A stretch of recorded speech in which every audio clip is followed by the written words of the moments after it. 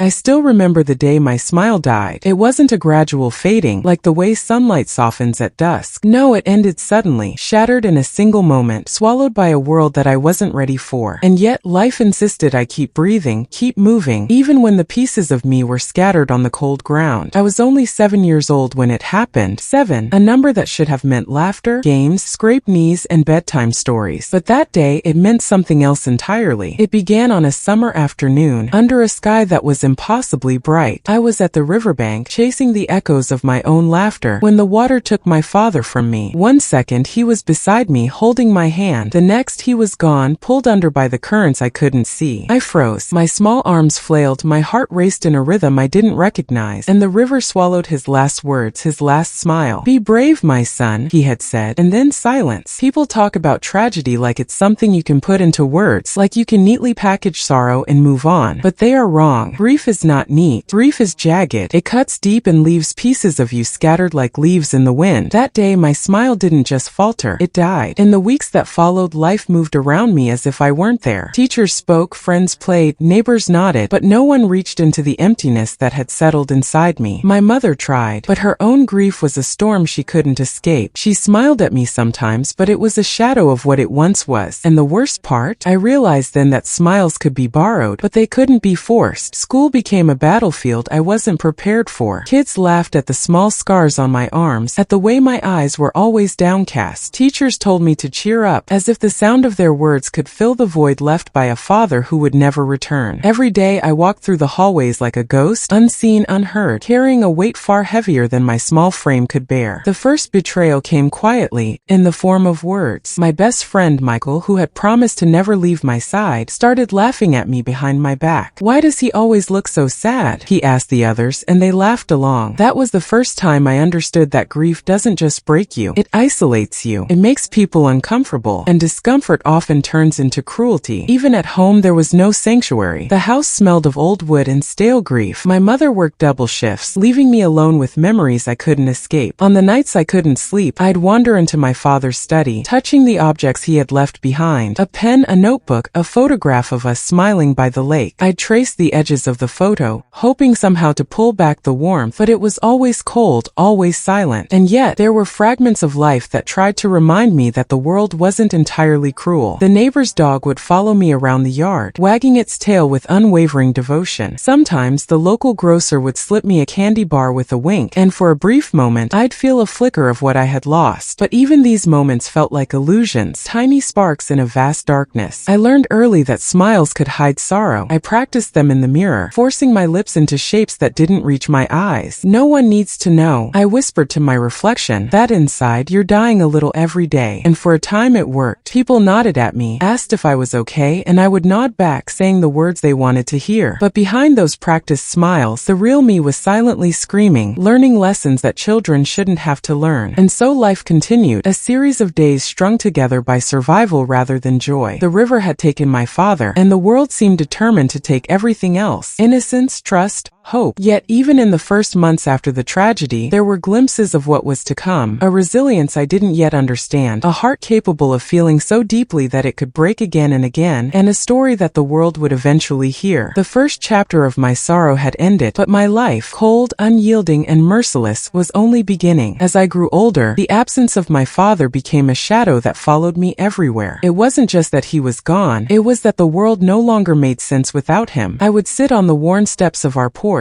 staring at the streetlights flickering in the evening mist, and imagine him walking back, smiling at me like nothing had ever happened. But reality always hit harder than my imagination could hold. My mother, though strong in her own way, had her own battles. She worked endless hours at the factory, hands calloused and eyes tired, carrying the weight of both our lives on her back. Sometimes, when she returned late at night, I could see the exhaustion etched into her face, the same exhaustion that had crept into my own heart. We shared a home, but not the comfort of shared words. Silence became our language. School remained a battlefield. Kids were cruel, as if my sadness were contagious. I remember one day in particular, 5th grade, a day that is forever etched in my memory. A group of boys cornered me in the gym, shoving me into the lockers, laughing as my books tumbled to the floor. I wanted to fight back, wanted to scream, but my body felt too small, too weak, too defeated. The teachers never saw it, or maybe they did, and the weight of their indifference became another lesson. The world doesn't always always notice suffering, and sometimes it doesn't care. Despite it all, there were moments when the bond with my mother felt like a lifeline. I remember her voice, soft and trembling, reading to me from old storybooks late at night. Even in the darkest times, she would whisper, "We must find a spark." But the spark was fleeting. Most nights I lay awake staring at the ceiling, listening to the ticking of the clock, counting the seconds as they passed like tiny betrayals. It was during these years that I learned the first of life's cruel lessons. Survival often meant hiding your pain. I perfected the mask of a smile that didn't exist, nodding when asked if I was okay, while my insides twisted with grief and anger. Friends came and went. Some stayed briefly, offering false comfort. Others, like Michael, who I had trusted with everything, abandoned me quietly, leaving only whispers and laughter at my expense. Each betrayal carved a deeper wound, and yet, despite the loneliness, there were small sparks that refused to die. I remember the neighbor's old dog, Max, who would wait for me at the gate every afternoon. No words were needed, just the simple wag of a tail, the warmth of unconditional companionship. Max didn't care about my past, my sorrow, or the river that had stolen my father. He cared about me as I was, and for a brief moment I allowed myself to feel alive again. The tension in my life wasn't only emotional, it was practical. We had so little, and I understood, even as a child, that our survival depended on my mother's relentless labor. I tried to help in whatever small ways I could, carrying groceries, washing dishes, keeping the house from falling into complete disorder. But even these small efforts were never enough. Poverty doesn't wait, and it doesn't forgive. It gnaws at you quietly, leaving a hunger that isn't just physical, but emotional. A hunger for security, for warmth, for someone to simply be there. It was during these years that I discovered another cruel truth. Life often pits you against those who should be your allies. I had an uncle, my father's brother, who visited occasionally. To others, he seemed kind and jovial. To me, he was a reminder of what I had lost. He would smile at me with forced cheer, make empty promises about helping us, and then vanish again, leaving my mother and me to the same struggles. Trust, I learned early, is fragile, sometimes too fragile to survive the storms of life. School events became minefields of humiliation. Birthday parties, talent shows, even classroom games. Everywhere I turned, I felt the sting of being different, of being marked by the absence of what everyone else had. A family that seemed whole, a life untouched by grief. And yet, in the middle of all this, I found tiny victories. I learned to read faster, to escape into books where sorrow had a resolution, where characters found their strength in adversity. Stories became my sanctuary, a place where I could live without the constant reminder of my own pain. But even stories could not shield me from reality. One winter evening, I returned from school to find our home partially flooded. Pipes had burst in the freezing cold. Water covered the floor, soaking my mother's belongings. I tried to help, my small hands wringing towels, my body shivering in the icy drafts. My mother didn't cry. She simply worked in silence, her jaw tight, her eyes distant. I realized then that suffering isn't always loud. Sometimes it is a quiet endurance that breaks you in ways no one sees. It was in those moments, watching her struggle, that I understood the true weight of responsibility at an age far too young. I learned to hold pain quietly, to shield others from the depth of my despair, and to carry burdens that should never have been mine. Each day was a series of small conflicts, rising in intensity, a relentless tide of struggles, disappointments, and fleeting hopes. And yet, the first glimmers of resilience began to show. I noticed that even in the worst of circumstances, some people endured. My mother endured, Max endured, and perhaps somewhere deep inside me I endured as well. I didn't know it yet, but those early years, shaped by grief and small victories, were laying the foundation for a strength that would later carry me through even darker chapters. By the time I reached 12, the world had already taught me its cruelest lessons. Childhood, that fleeting time meant for innocence and laughter, had become a battleground. Every day was a fight against invisibility, against loneliness, against the persistent ache that my father's absence left behind. I carried my grief like armor, though it often felt more like chains. School had become unbearable. The teasing, the isolation, it never stopped. One afternoon, I remember sitting on the edge of the playground, my hands digging into the cold dirt, while laughter echoed around me. The kids were playing some game I didn't understand, their joy sharp and mocking, a cruel reminder of what I could never fully grasp. Michael, my so-called friend, approached me, a fake smile plastered on his face. "Hey, don't be sad all the time," he said, and then he laughed, a deep, hollow laugh, and walked away, leaving me alone with the sting of betrayal. It wasn't just school that broke me. Life outside was equally unforgiving. Our tiny home seemed to shrink with every passing day, suffocating me with its silence and scarcity. Food was never guaranteed. Warmth was rare. My mother worked tirelessly, but exhaustion shadowed her every movement. I began to notice the way her shoulders sagged, the lines etched on her face, and I I felt a helpless anger rise inside me, an anger at the world for demanding so much from someone who had already lost everything. Around that time, I discovered another painful truth. People often abandon the ones who need them most. My uncle, once a flicker of false hope, stopped visiting entirely. I waited at the window for him for weeks, hoping to see a familiar figure walking down the street, only to be met with silence. That absence taught me that promises are fragile, and trust can be taken away without warning. One particularly bitter winter, my mother fell ill. The factory couldn't spare her, and our neighbors were too preoccupied with their own lives to offer help. I tried to care for her as best I could, cooking small meals, tending to her fever, wiping the sweat from her brow. Each day, I felt the crushing weight of responsibility pressing harder on my small shoulders. It was a lesson in endurance, but also in despair. Life didn't pause for grief or illness. It demanded you keep going. It was during these years that I first experienced the raw cruelty of envy and resentment. Kids at school whispered about me, calling me fatherless, as if that word alone carried the power to define me. I would catch glimpses of their laughter from across the classroom, sharp and pointed, and I would feel my chest tighten with helpless fury. There were moments I wanted to lash out, to scream, to fight, but I had learned early that survival often meant silence, so I swallowed my pain, letting it settle like poison in my stomach. Even within my family, I felt the sting of heartbreak. My mother, exhausted and burdened, sometimes took her frustration out on me. Words cut deeper than any shove or laugh, and I began to understand that those you love most can sometimes hurt you unintentionally, leaving scars that never fully heal. "Why can't you just be stronger?" she would mutter on days when I felt weakest, and I would nod silently, pretending to understand while inside I crumbled. Amid this darkness, there were moments of fleeting hope. A neighbor, Mrs. Patel, would sometimes invite me over for tea, speaking softly about school and books and life. She didn't try to fix me. She simply listened, offering a space where sorrow could breathe without judgment. Max, the dog, never left my side, his loyal gaze reminding me that some bonds are unbreakable. For brief moments, I remembered what it felt like to feel cared for, to feel human, and I clung to those shards of warmth as tightly as I could. But life has a way of testing even the smallest flickers of hope. One afternoon, my mother returned from work to find that our meager savings had been stolen. Someone had broken into our home, taking the little we had managed to scrape together. I remember watching her collapse onto the floor, tears streaming down her face, and feeling a mix of rage, helplessness, and despair. That night, I lay awake listening to her quiet sobs, wishing I could take her pain into myself, wishing I could somehow shield her from a world that refused to be kind. It was also around this time that I first confronted the feeling that life might not hold any justice. At school, a teacher overlooked my efforts while praising other children who cared little for their studies. I worked tirelessly on projects, stayed after class to improve my reading, yet the recognition never came. The unfairness of it all settled over me like a suffocating fog. I began to wonder if hard work and goodness were meaningless, if suffering was simply the default state of existence. Amid these struggles, the first embers of anger began to kindle within me. I was no longer just sad. I was furious at the world for its cruelty, at the adults who ignored pain, at peers who thrived on torment, at life itself for the injustices I could not control. And yet, that anger was tempered by fear. Fear that expressing it would lead to more suffering. Fear that standing up for myself could make things worse. So I learned to channel it inward, allowing it to sharpen my resilience, even as it slowly chipped away at my innocence. One of the hardest blows came in the form of friendship, or what I thought was friendship. A boy named David had reached out to me one winter, promising camaraderie, laughter, and understanding. For the first time in years, I allowed myself to trust another child. But it was a fleeting comfort. David betrayed me, sharing secrets I had confided in him, mocking my grief behind my back. The sting of that betrayal cut deeper than any earlier cruelty. I realized then that isolation was safer, and that opening your heart could lead to devastation. Through all of this, my smile remained a ghost of what it once was. On rare occasions, it would flicker, a reflex learned from observing others, a mask to hide the true state of my soul. But inside, I was unraveling piece by piece. Every heartbreak, every betrayal, every wave of loneliness carved a deeper trench in my spirit. I felt the downward spiral beginning, the slow descent into a place where hope seemed like a distant memory, where survival was measured not in happiness but in endurance. Yet, even in the depths, there was an unspoken promise, to myself, to the memory of my father, and to the fragments of hope that refused to die. Somewhere within me, I knew that my story was not yet over, that even broken souls can rise, that even the deepest sorrow can carve the path for strength. But the journey to that point would demand everything I had, and more than I could imagine. By the time I reached 15, The world no longer felt like a place that could offer comfort. It had become a relentless storm, a series of hardships that seemed designed to crush any spark of hope. My smile had long since become a hollow gesture, a shield I raised to hide the void inside me. And that void, I soon realized, was not just grief. It was a living, breathing shadow that followed me everywhere, whispering that life had no mercy. High school brought new challenges. Teachers demanded more than I could give. Peers tested my patience with sharper cruelty, and the weight of responsibility at home only grew heavier. My mother's health worsened. Nights were spent sitting by her bedside, listening to her shallow breaths, feeling the helplessness gnaw at me like a relentless predator. Each day I became more aware of the fragile nature of life, how easily it could slip away, how quickly those you love could vanish, leaving only memories that burn like fire. Friendship was no refuge. Those I had trusted continued to betray me in subtle, cutting ways. Gossip spread through the hallways like wildfire. My past tragedies, once private, became ammunition in a game of social cruelty. I learned the harsh reality that humans often take joy in the pain of others, and that innocence and vulnerability are perceived as weaknesses to exploit. It was a lesson I learned not in books, but in the slow erosion of trust and the sting of every sideways glance. The emotional weight was compounded by a growing sense of inadequacy. I watched my peers thrive, laugh, and experience freedoms I could barely imagine. Birthday parties, first dates, shared secrets, all milestones that seemed to mock me with their light. I envied their lives, envied the security and love that I had been denied, and with that envy came anger, a quiet but persistent rage that simmered just beneath the surface, threatening to boil over at any moment. Around this time, my life became a series of relentless tests. My mother was hospitalized after a fall at the factory, and suddenly, the fragile support system we had was gone. I had to navigate the world alone, balancing schoolwork, household responsibilities, and the constant dread that something else might break. I felt trapped in a cycle of suffering that seemed endless. Every attempt to rise above one challenge only led to another, heavier, more unforgiving. Love, which I had once dreamed of, became another battlefield. There was a girl, Lily, who showed me kindness at school, who smiled at me in a way that suggested understanding. For the first time in years, I allowed myself to hope, to imagine that maybe, just maybe, there could be warmth in my life again. But hope is a dangerous thing when you are already broken. Rumors spread. She was forced away by social pressures I could not control, leaving me with a grief that felt like betrayal compounded upon loss. The cruel irony of caring and losing it again nearly broke me entirely. I also began to feel the relentless weight of guilt. The small victories I had achieved, grades, recognition, fleeting moments of kindness, felt meaningless compared to the suffering around me. I carried the pain of my mother's struggles, my father's absence, my peers' cruelty, and the loss of every fragment of happiness as if it were my own failure. Every day I asked myself, why am I still here? Why am I burdened with this endless struggle? And the silence of the world was the only answer I received. Isolation became my constant companion. I withdrew from classmates, from neighbors, even from the few friends who had shown me genuine care. Conversations felt hollow, smiles felt false, and laughter sounded like a distant echo from another life. I wandered through my days like a shadow, unnoticed and untouched, carrying a growing storm within me. And within that storm, my inner voice became my only companion, a voice that repeated the harshest truths, that life was unfair, that happiness was fleeting, that trust was dangerous, and that love was conditional and fragile. Yet even in this darkness there were sparks, tiny, fleeting, almost imperceptible sparks that refused to die. Max, the old dog, remained a constant, wagging his tail, offering silent companionship in moments when nothing else made sense. Mrs. Patel continued to check on me, her gentle presence a reminder that kindness still existed in the world. And deep within myself, buried beneath layers of grief and anger, there remained a stubborn will to endure, to survive, to see the end of this torment, even if I could not yet imagine what that would look like. The downward spiral reached its peak one bitter December evening. The wind howled outside our small home, rattling the windows, echoing the turmoil within me. My mother lay asleep in her bed, exhausted and pale, and I sat alone in the dim light of our kitchen, staring at my reflection in the window. The boy looking back at me was unrecognizable, hollow-eyed, gaunt, weighed down by years of suffering that no child should endure. My smile was gone, my hope was gone, and all that remained was the raw, aching awareness that life had been nothing but a series of blows, each one heavier than the last. And yet, as I sat there, trembling and exhausted, a single thought flickered. Perhaps endurance itself is a kind of quiet rebellion. Perhaps surviving this darkness, continuing to live, even when the world seems determined to break you, is an act of defiance. That thought became a seed, small and fragile, but alive. It whispered that even when your smile dies, even when life crushes you to your knees, there is still a path forward, a path carved not by happiness, but by the the relentless courage to keep going. That night, I realized that the true climax of my early life was not a single event, not a dramatic explosion of tragedy, but the accumulation of every loss, every betrayal, every heartbreak that had brought me to the edge. The darkness was complete, the despair overwhelming, yet within that despair lay the potential for a turning point, a moment when survival could transform into strength, when pain could be reshaped into purpose, when the boy who had lost everything could begin to reclaim himself. I did not yet know what form that reclamation would take. I only knew that I had reached the nadir of my suffering, and that the next chapter, whether brighter or darker, would define the rest of my life. The stage was set, the emotional stakes higher than ever, and the world, cold, indifferent, and relentless, waited to see whether I would rise or be consumed entirely. The winter after my 15th birthday was the coldest I had ever known, both outside and inside. I had become a ghost among the living, a shadow of the boy who had once laughed freely at the riverbank before tragedy swallowed him whole. But life, relentless as it was, demanded more than mere survival. It demanded that I confront everything I had carried silently for so long. Grief, anger, betrayal, loneliness, and fear. It began subtly, almost imperceptibly. I noticed that despite the darkness, I had learned to endure. I had survived betrayals, heartbreak, and relentless suffering. Each hardship, though it had broken me in pieces, had also forged something stronger within. There was a quiet power in my persistence, a resilience born of necessity, a stubborn refusal to let life take everything. And in that realization, I felt the first flicker of possibility in years. School, once a battlefield, became a place of small victories. I focused on my studies with a determination I had not known before. Each completed assignment, each test passed, each recognition earned was no longer just a fleeting spark of pride. It became proof that I could still rise above my circumstances. I wasn't just surviving anymore. I was beginning slowly to reclaim the fragments of myself that tragedy had attempted to steal. My relationship with my mother began to change as well. Though she remained exhausted, worn, and often silent, there were moments when we connected, not through words but through shared endurance. One evening, I found her sitting at the kitchen table, staring at a worn photograph of my father. Without speaking, I placed my hand on hers. She looked up, eyes tired but warm, and for the first time in years, I felt the bond we shared, not only of love but of mutual survival. In that simple gesture, we found a fragment of solace in our shared grief. There were others, too, who became small but meaningful anchors. Mrs. Patel continued to check in, offering a gentle smile and an attentive ear. Max, the dog, remained a constant presence, wagging his tail with unwavering loyalty. Even minor acts of kindness, a teacher noticing my effort, a neighbor offering help during the harsh winter, became reminders that while life could be cruel, it could also hold unexpected tenderness. But it was not all warmth and light. Life continued to test me, forcing me to confront lingering pain and unfinished wounds. Memories of betrayal, injustice, and lost love resurfaced, as raw and piercing as ever. The boy who had been abandoned by friends, mocked by peers, and denied comfort by the world was still inside me, a shadow lingering beneath the surface. Yet this time I faced him not with despair, but with understanding. I realized that my pain, though immense, had given me something extraordinary, a depth of empathy, a capacity for endurance, and a perspective few others could ever claim. Then came the day that would mark the true turning point in my life. It was late spring, and the first warmth of the sun had returned. I walked through the streets of my neighborhood, observing life as I had always done, quietly at the margins. I saw laughter, fleeting yet beautiful, and I felt a strange stirring within me, not envy but recognition. That laughter, that joy, was something I had long denied myself, and I realized that while I could never reclaim the innocence stolen from me, I could still choose how to live moving forward. I began small. I allowed myself to smile without forcing it, to acknowledge moments of warmth and kindness. I reached out to friends I had once pushed away, to teachers who had offered guidance in subtle ways. I discovered that vulnerability, once a source of pain, could also be a bridge to connection. Slowly, cautiously, I began to rebuild what had been lost, not in the form of a perfect life, but in the form of resilience, understanding, and acceptance. Love, too, returned in quiet ways, not the dramatic, fleeting love of adolescence, but a deeper, steadier form, the love of human connection, of compassion, of shared experience. I learned to cherish the bonds that endured, to nurture relationships grounded in empathy and trust. And in those bonds, I found a sense of purpose, the knowledge that even in a world that can be cruel, one can still create pockets of light, spaces of hope, and moments of genuine joy. The culmination of these experiences, loss, suffering, survival, and recovery, taught me the most profound lesson of all, that a smile can die, and yet life can continue, and in its continuation, one can find strength unimaginable. My smile had died years before, crushed beneath the weight of tragedy, but what emerged in its place was not emptiness. It was understanding. It was compassion. It was the quiet, resolute determination to face the world not as a victim, but as someone who had endured and would endure again. And so, standing at the threshold of adulthood, I reflect on the boy I once was, the boy whose smile died beside the river, whose innocence was stolen, whose heart had known unrelenting sorrow. He is still with me, not as a shadow but as a foundation. Every hardship, every heartbreak, every betrayal contributed to the person I have become. The tragedy of my early years shaped resilience, empathy, and depth of character that could never have existed without suffering. The world had not been kind, but it had been instructive. Pain, as unbearable as it had been, had taught me to value the fleeting moments of light. Loss had taught me to cherish connection. Betrayal had taught me to discern trust carefully. And endurance had shown me that survival itself is a triumph. My smile may have died, but I had learned to live, fully and consciously, with the lessons it left behind. In the end, life does not offer closure in neat packages, nor does it guarantee happiness. But it does offer choices: to succumb to despair or to rise despite it. I chose to rise. I chose to honor the memory of my father by living with courage. I chose to embrace the fragments of hope, the sparks of kindness, and the enduring strength within me. And in that choice, I discovered that while my smile may have died before I did, my spirit remained alive, resilient, unbroken, and ready to face whatever came next.